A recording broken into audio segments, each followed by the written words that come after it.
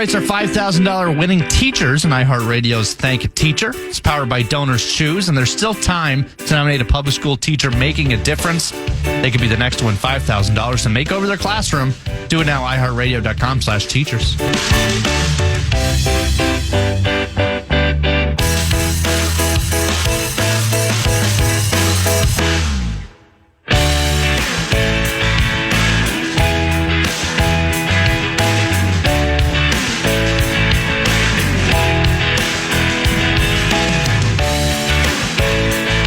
As I mentioned, the email's already coming in regarding our in-studio guest, kind enough to join us. Andy Luger is with us now. Here's what came in, Andy, as we welcome you back. I'm glad you were able to survive the construction zone that we are currently in. It's hard to find a spot, isn't it? It better look. Am I on? There you go. There you go. It better look gorgeous when it's done. Well, I mean, this is like, it looks like you're rebuilding. We're shrinking is what we're doing and rebuilding at the same time, which is the way it works these days, as you probably know. I'd like to believe it's going to be pretty when it's done. I hope so, too. I really do. Just want to say what a pleasure it was for a group of us retirees meeting Andy Luger yesterday. Oh, yeah. As he was picking up matzo ball soup at the Yum in St. Louis Park. Glanced over to the counter, and there was Andy in a crisp white shirt looking sharp. He came over, and we had a nice talk. We just want Andy to know we are listening. That's Eric and the Yum boys checking in. The point that you got to emphasize is looking sharp. So let's make sure we save that. Yeah, you love that. I might need that someday. Someday down the road. Yeah, they were great. They called me over and wanted to talk about when I'm going to be on the show. Yeah. And I said, I'm going to be on tomorrow. Well, here's what you have to clear up right away. Yeah. When are you running again? I keep seeing online these reports, these rumors that Andy Luger is on the verge of announcing he's going to run for something. Yeah, what am I running for? Why don't any of these people call me? I don't know. Or spell your name right. Or spell my name right. It's another issue. Misspelling my name hurts. Yes. But I get, people send this stuff to me because I'm not online. I don't have a Twitter account or anything. Smart. And I just wonder who is saying this and why doesn't anybody just pick up the phone, call me and say, hey, before I go online and post this rumor, because I'm in the book, I'm not hard to find. Are you running? And my answer is no. I'm really not running for office, and I don't know what office I would run for if these rumors had any I don't know what they think I'm thinking about. Yeah, the reports have tended to be very vague. Mm-hmm. But I think it's name recognition. They go, and they want reaction. We go, Luger, okay, well, he's run before. Plus, as you know, people are going to say, well, he's been a politician, so therefore, even if he says no doesn't always mean no in politics. Just saying. Great. There's a lot of things I can say no to without anybody believing it. Who starts a rumor like that? I don't know. There was a woman who was in one of the X accounts, and I forget her name or whatever her handle. Her handle is.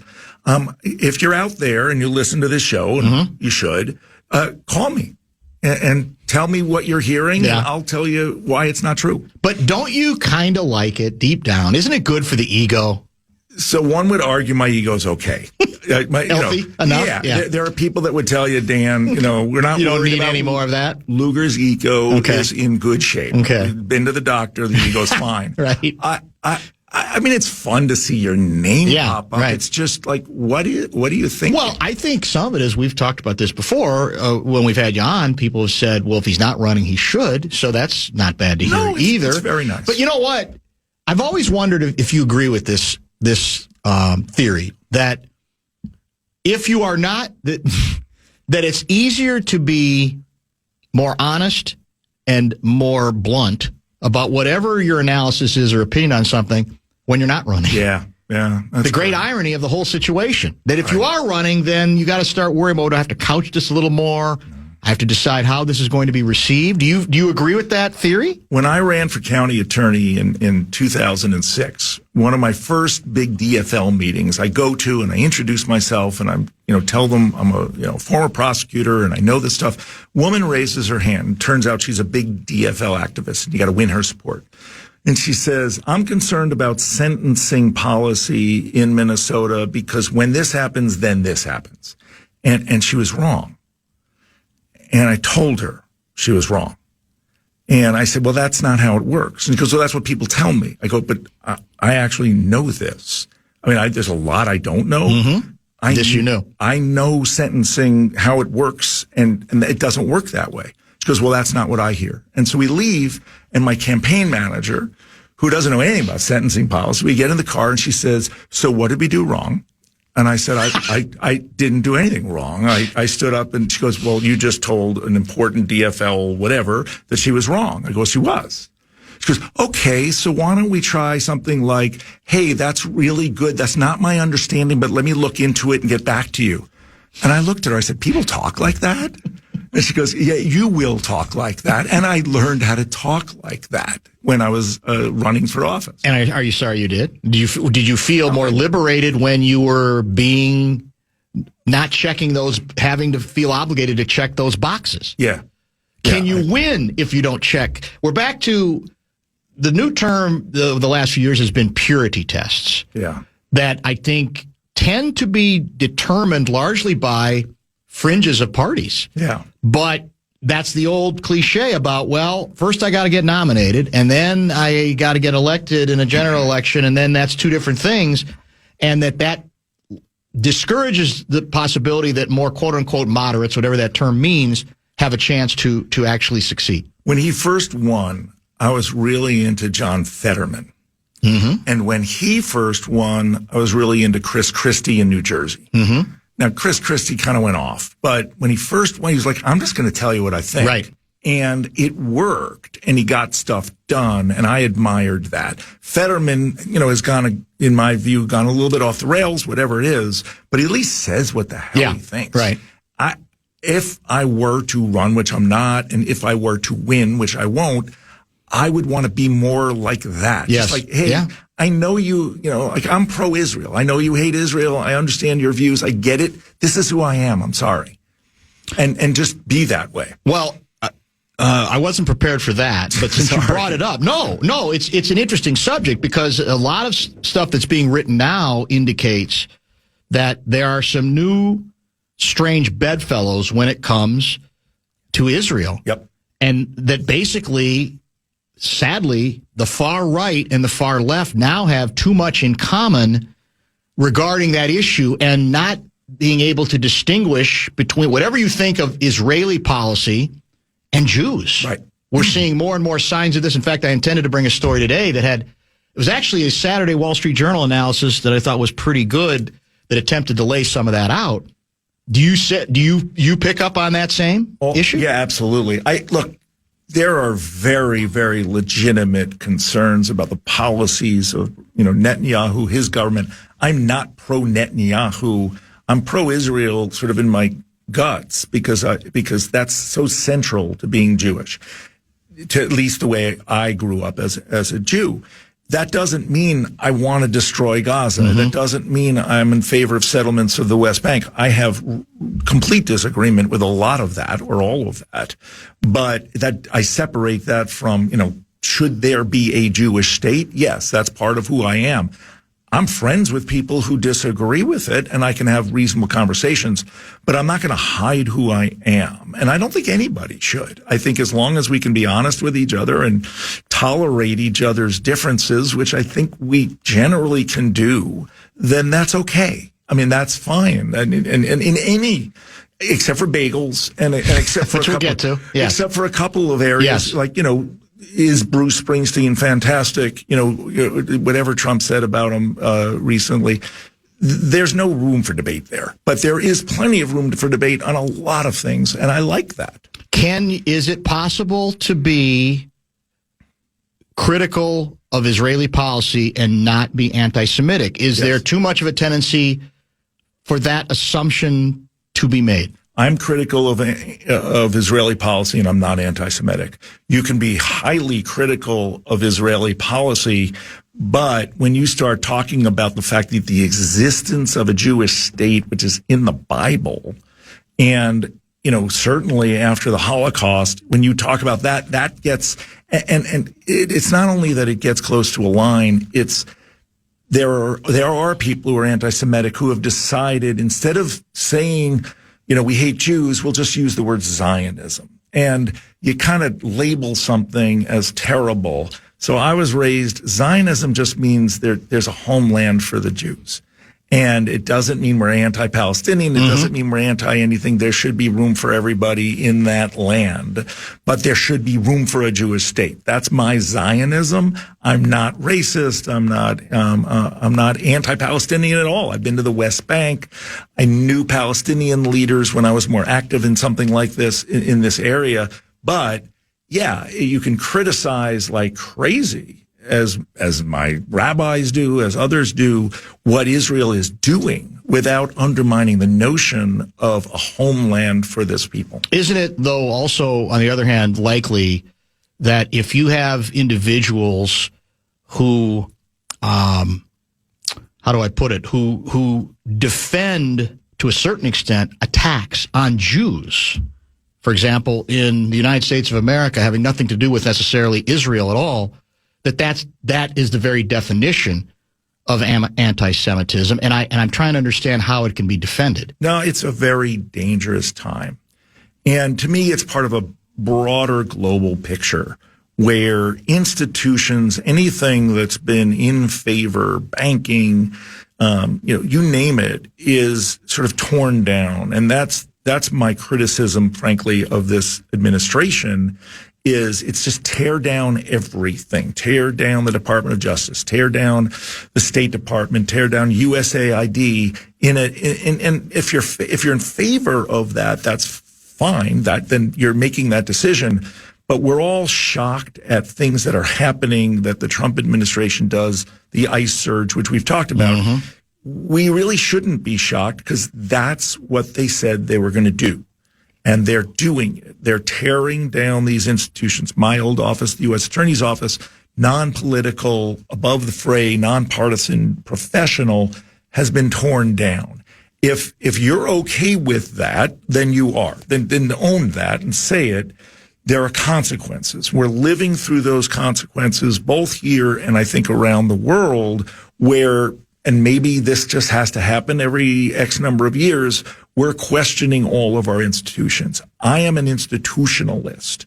And while I'm on the left side of the aisle and I'm a Democrat, I believe in the sanctity of the press, our capitalist system, our democracy, our education system. I believe in those institutions, even if they need to be reformed. But right now, we're tearing things down. I call it the wrecking ball presidency because I think that's what they're doing, and I think they're quite open about it. And the listeners that you have who support it, that's fine. Understand the consequences, and we don't talk about that enough. Let's lighten up the mood a little bit. You did come bearing gifts today, so let the audience know what you brought and sort of the backstory there. All right, so. I don't know. I mentioned Israel and we're gone for a while. That's okay. Well, come on back. So I don't know. A number of weeks ago, I was driving. My daughter lives out in Carver County, and I was, which seems like a million miles away, but it's not. And I had you, and it was late afternoon. I had you on the radio, and you were talking about your love for Bruegger's bagels. Mm-hmm. And you went on and on. I mean, it wasn't just like a brief moment, and that is like nails on a blackboard for me. Because I grew up with New York bagels, and I still eat only New York bagels. And so I get to her house, and I'm like, you got to hear what Barreiro was saying. And you put turkey on it, you had sandwiches, and it's just, it's like anathema to me. So, she and I are talking, and I said, I got to order some bagels. Because I order them, a few times a year. Mm-hmm. They fly them in overnight from New York. They come, you slice them, you freeze them. I just needed to know if you like poppy or sesame. I think you had said sesame, and so I got bagels. Because I need you to just have a moment, try them. And if you don't like them, that's fine, and you can say so. I don't want to hear it, but you can say so. That's your call. But I want you at least to understand side by side what a Minnesota bagel is and what a New York bagel is. And frankly, I'd like everybody listening to have that moment and do it, because you got to know. So here's what is so amusing about your reaction and your decision, which I do appreciate the bagels. And I even like the bag. So, by the way, what bagels? What's the company? What's the bagel? H&H Bagels. H&H. They're a legendary brand in New York. Yes. Okay. Goes way back. All the way. All the way back. Okay. So this is 2026. So I would say everything you've said to me, I heard probably 30 years ago from one of the first producers of this program. He's now gone on to the law, actually, Sam Sigelman. Sammy was a terrific producer for us. I actually owe him a phone call most recently. And I liked Bruegger's then. And Sam would say, you have no idea what a real bagel is. Good for Sam. And ultimately, I told him what I will tell you. I don't travel as much as I used to, but I used to travel a lot. I used to travel a lot to, among other places, New York. So what I will say to you is, when I say I like the Bruegger's bagel, what I'm really saying is, given what's practical here, I live with what that bagel represents to me because there's a bunch of stores around, etc., which isn't the same thing as saying I don't know that chances are good that whatever bagel I get here is not going to be quite as authentic or genuine as what I might get in New York. The Bruegger's bagel is just convenient for me. So I want to at least throw that into the mix. It's not a lack of awareness that, are you really getting the best that a bagel can offer? Probably not. That part, I believe it or not. And I said that to Sammy then. Now, Sammy actually preferred, is it Einstein bagels? See, I don't think they're that good. They're not. He said, but that's closer to the New York bagel. I said, okay, well, maybe I don't like the flavor as much. But I grant your point, and I hope, I very much look forward to. Now, for you, what do you put on a bagel? For you, what's the ideal Andy Luger bagel experience? Whipped cream cheese. Okay. No flavor, no strawberry, no blueberry, no nonsense. How about toast with butter? Yeah, out of the question? No. Okay. That's fine. Okay. That's fine. But first of all, had you said on the radio 4 weeks ago or 3 weeks ago what you just said, you might have. My blood pressure would have been down. My drive to visit my daughter would have been better. You got me into a tailspin. There was no clarification. Well, it's when you're on the radio as much as I am, you figure you always have time to get to it at some point. But I still don't think it's a bad bagel. I'm glad. So are you such a bagel snob that you don't even consider any bagels locally? I've tried, and you've been disappointed every time. There's a place in Plymouth that does like a pop-up bagel thing. Oh, really? Okay. Yeah, they're good. Well, I shouldn't say they're better, but if I'm going to eat bagels, I fly them in. When I lived across the street from this bakery, H&H, and when I left to move here, I went in to give them a hug and say goodbye, and I'm going to miss your bagels. And they said to us, "We ship around the world. You don't have to miss us." Back then, there was no internet. It was 1-800 New York Bagel. Yes. Yeah. And I hugged them harder because I'm like, oh, good. Two things we do when we land in New York, my wife and I, me, she goes along with me. One, we have a bagel. Two, we have a slice of pizza. Are you a deli guy? Yeah. Because I grew up, my maternal grandmother worked, I would go see her pretty much almost every day. It was a little corner deli, the west side of Gary, Indiana. And it was all every sandwich was French. There was no other choice. Every sandwich was on fresh French bread. That's where I attained my love of French bread, which I still have that weakness to today. And I became at that point a massive lunch meat guy. Good. Now, again, you may say, well, what lunch meat? Because I'm sure you'd say, as a purist, there's some lunch meat that makes sense. There's some that's silly. Do you have lunch meat etiquette rules too? I do, and you're doing a great job. I mean, you know where I'm going. Yeah. All right. Well, you tell me. It's corned beef, it's tongue, it's corned beef, and in a pinch, roast beef. And that's it? Yeah. Ham, no. Oh. Pastrami, no. For people who love pastrami. I never turkey. Cared for it. It's not a lunch meat. Chicken breast. It's not a lunch meat. Salami. Not really. It's Corned beef, roast beef, and if you're a pastrami person, pastrami's fine. Okay, fair enough. But it's corned beef mostly, and with mustard. Cold sandwiches. Yeah. Well, you can have warm. You can have warm sandwiches too. See, I prefer cold sandwiches. I do too, but you can. I mean, have you ever been to the Carnegie Deli or? Oh God, yes. Yeah. So I'm still full from it. Yeah. From the experience, to tell you the truth. As you should be. 25 years, 30 years, whatever it was the last time I was there. Yeah, because everything. It's my whole deal about New York. One of the grievances people had was, well, the food's so expensive. But I'd say when you factor in terms of a sandwich, how much meat you get, then it's immaterial. That's always been one of my complaints here about most delis is you're lucky if you get more than one thin piece of lunch meat, as opposed to in New York, you're going to pay, but you're going to get a stack. You're going to get a nice, legitimate sandwich. So you're triggering me here. So we move here. I go to my first deli in Minnesota and I order a sandwich. And the first question I get, first time in my life I've ever heard this, do you want a half or a whole? And I say to the guy behind the counter, I'm like, a half what? He says, a half sandwich or a whole. And I said, who buys a half? I had never heard anybody ask that question before. And ever since then, when on occasion I walk in, I say, I want a whole sandwich. Yes. And this is what I want on it. Yeah.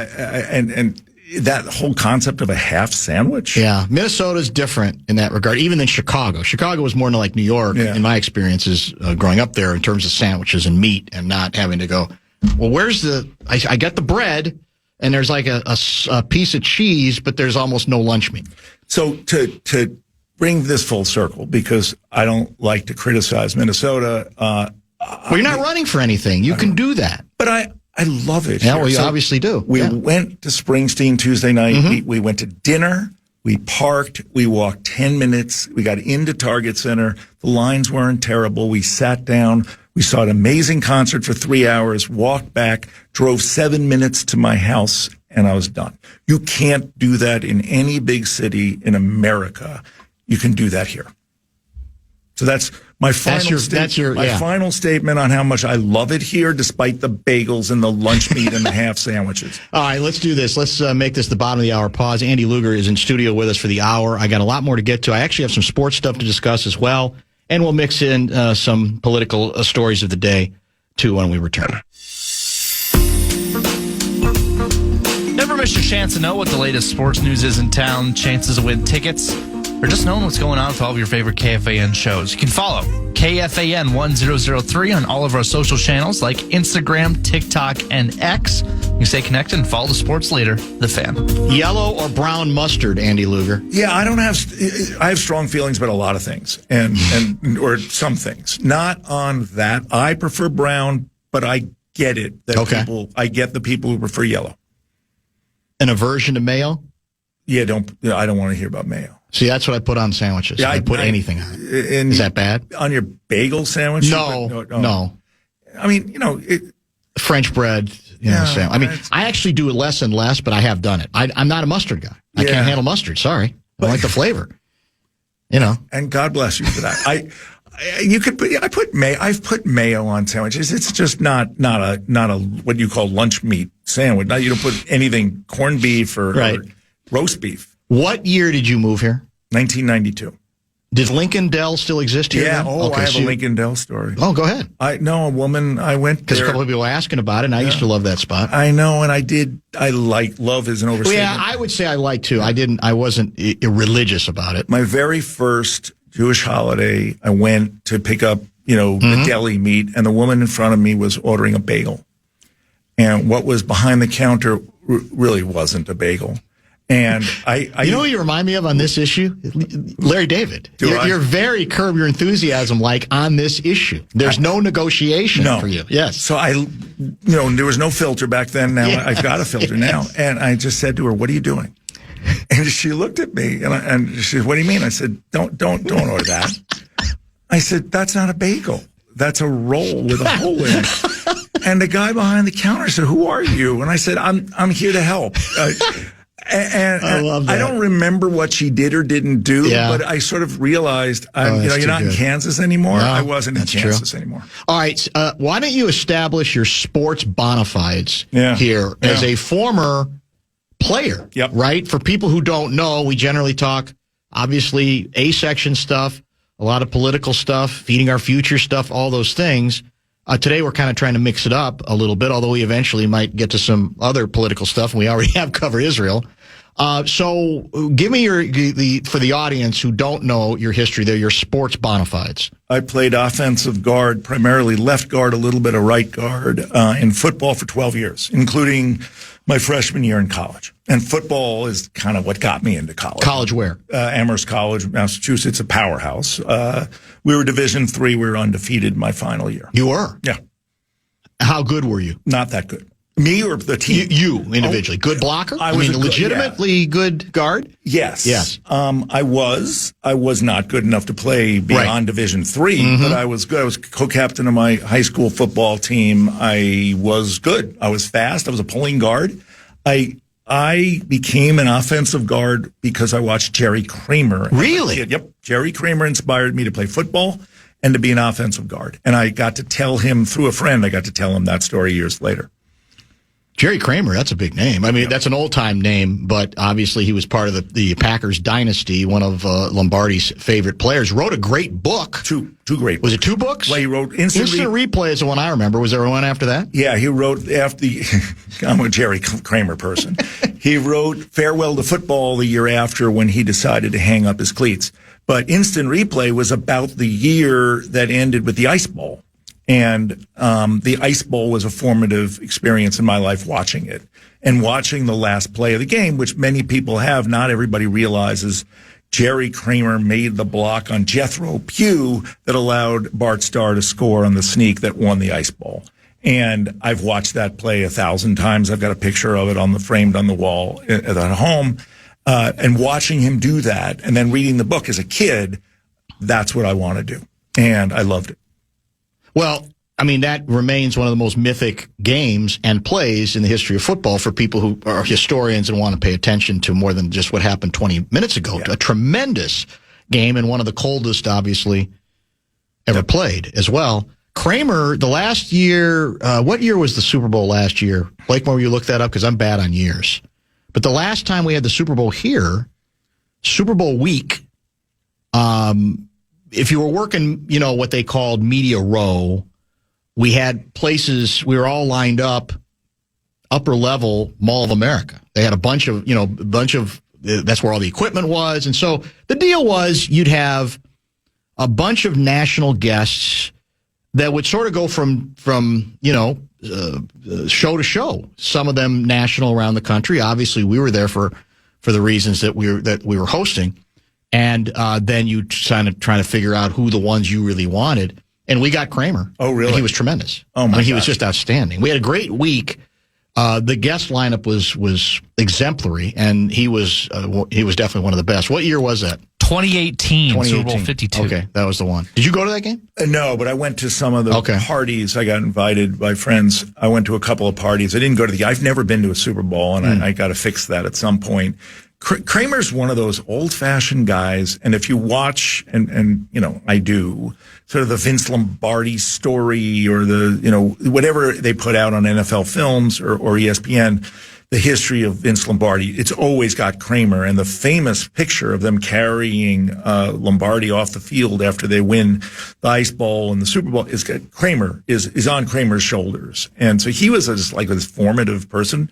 And if you weren't a football fan back in the 60s and 70s, or at least the 60s, they had the Packers sweep. And I just wanted to be the guard who led the sweep. Yes. And I studied it and I watched it and I learned how to do it. And the idea of pulling out and leading a running back, I didn't need to. I touched the football 3 times when I was in the 12 years I played. And one of which was a fumble that bounced into my hands as I was doing a sweep.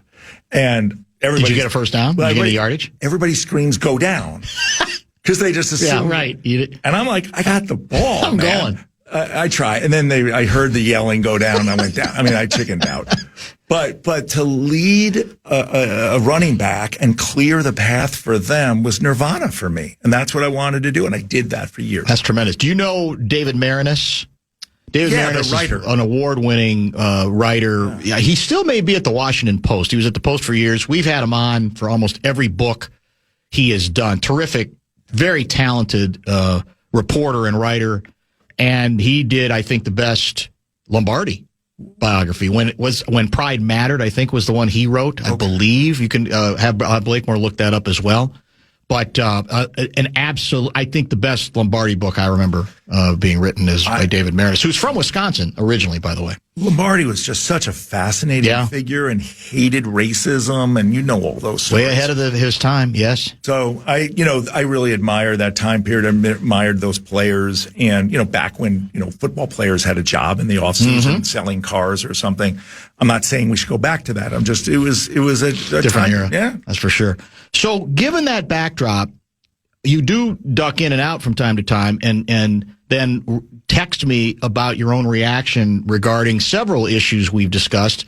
And the one most recently, of course, was the historic UConn comeback over Duke, the misplay that led to the game-winning shot, and then the larger issue that comes up, which is why we seem often, is a human nature, to fixate on the screw-ups more than we do the achievements. So what can you bring to that discussion, or what were you thinking about at that point? Yeah, so I always go back to the exact same place. Pretty early on as a kid, I heard about Teddy Roosevelt's speech, The Man in the Arena. And everybody talks about, nothing ventured, nothing gained. If you don't try, you don't. But that always hit me home. And different people live their lives according to different premises. That always stuck with me. So I always believed in striving for something more than maybe even you are capable of, or striving for the best you can possibly be. And that comes with risks. And if you're going to be on the Duke basketball team, you're going to have this moment in the sun, and there's a chance you're going to blow it. And that's just how it is. And we need to kind of, to me at least, sort of embrace that fact. What is it? Hoiberg with the four people. Yeah, only four of his players on the court. It's going to happen. We're not robots. Yeah, right? We're human beings. And I both embrace what happened. Yes. I feel badly for the person, but you gotta realize I'm on the big stage. Stuff's gonna happen. If you don't want to live with the consequences of that, don't get on the big stage. In my own little way, in my own career, in my own world, I've pushed the limits. I've done some things that were risky, and most of them paid off, not all. And the risks, and hey, I'm either going to have mud on my face or I'm going to, succeed. So that's how I feel. Because I think you were asking somebody, is it better to not have been there at all? I think you got to be there, and you got to go into it. Even if it's a spectacular finish, like that, spectacular in the wrong way, an infamous way, you're saying you still have to go for that. Absolutely. That, at least if you can handle, yes, and you got to learn, psychologically, emotionally, not everybody can handle that. I'm not sure, but if you're going to go and play at Duke, and there's a chance you're going to miss the foul shot at the end of the game. There's a chance that Christian Laettner doesn't hit that shot. Michael Jordan apparently always did, but there's a chance, and we talked about this, Freddie Brown, 1982 NCAA championship game against North Carolina, passes it to James Worthy on a different team. With the game on the line. With the game on the, there's a chance that's going to happen. Yeah. So just being there, being in the arena, to me, is what matters. And God bless you if you win, and if you hit the foul shot or you hit the shot that Christian Laettner did, but there's a chance you won't, and that's okay. All right, we got to get caught up. One more break, because we went long, didn't we? Went to the bottom of the hour. Andy Luger for one more segment. We got Russo Radio coming up at the top of the hour. Lots of good texts are coming in, and we'll continue this conversation in just a minute.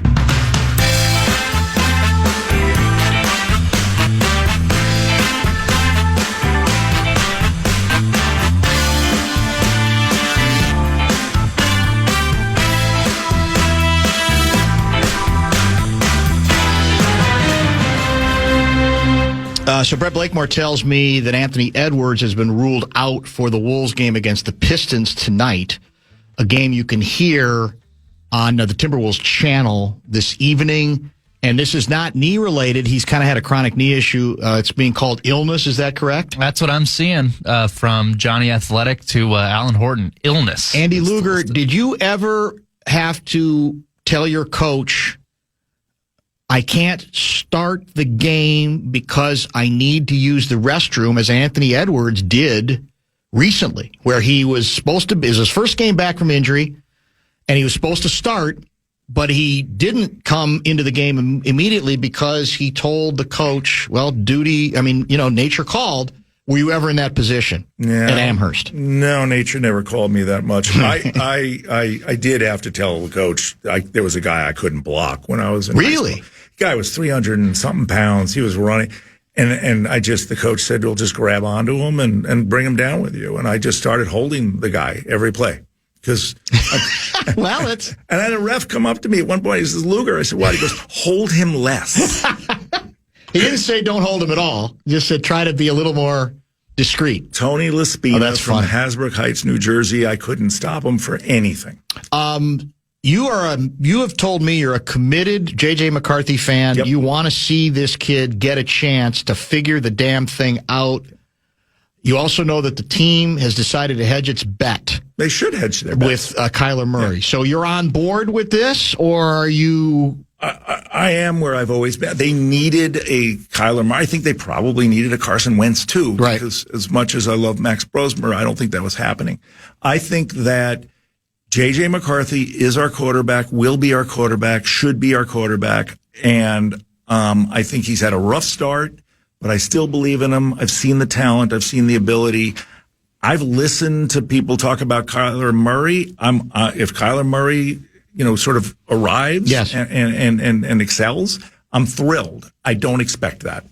Will Luger weigh in on which game is more physical? This has become a debate point on the show, as prompted by regular contributor John Krasinski. Hockey or basketball? What is a more grueling, physically punishing sport? Wow. This has been a debate on the show? Massive, with a lot. It's become as polarizing as anything politically that we've talked about on this show for years. I'm going with basketball. You are going with basketball? I am. If you sit down close and you watch the pounding that they do, and I mean, look, I'm not a hockey fan, but you rotate off every 15 seconds in hockey. They're always getting out and taking a break. What are there? Are there 3 lines or 2 lines? 4 sometimes. But be careful who you ask behind you, because he's the hockey guy. All right, I don't mean to demean hockey. It's very physical, and people break their noses. I get all that.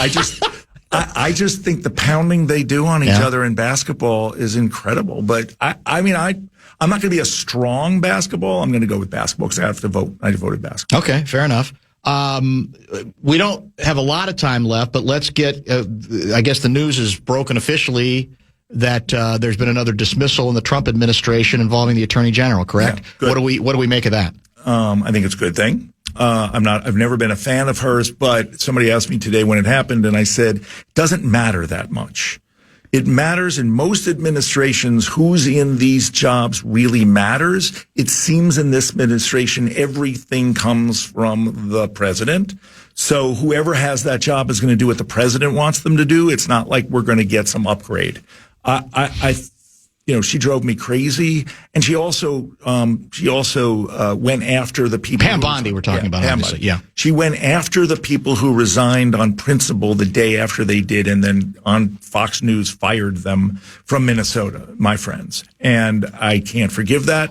So go back to Florida, do what you're going to do. But I don't think this means an upgrade at the Attorney General's office either. Isn't the number one reason that she was fired is that she, in the president's eyes, didn't do his bidding to the degree that he demands? That's why I don't know why there should necessarily be any celebration. No, there's nothing to celebrate here. I mean, good riddance is what I say, but right.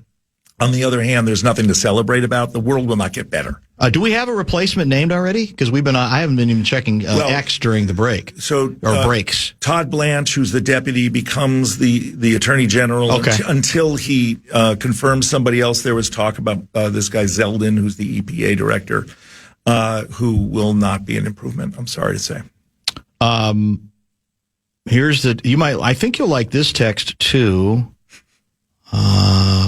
By the way, I'll save it because it's Anthony Edwards related. I'll save that for a little bit later.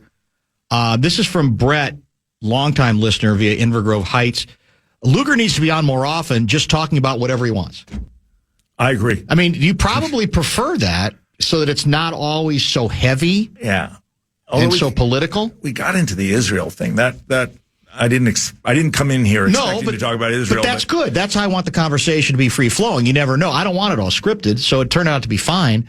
Real quick, I'll give you one other A-section one. The Minneapolis police chief. Yeah. So the Star Tribune story suggesting that he is more under fire because more complaints have come up. Where are you on this story? So I'll be very clear. I am as pro Brian O'Hara as you can get. Why? Brian O'Hara and I became very good friends when he got here because he's the most effective police chief since in the entire time I've lived in Minnesota. He is driving change where we need it, and he is on the scene. He works 24 hours a day. He knows policing, and he rubs people, I guess, the wrong way because you can't be a change agent without doing that. And I don't, the bits and pieces we get about what those complaints are, that he was rude to a guy in Edina.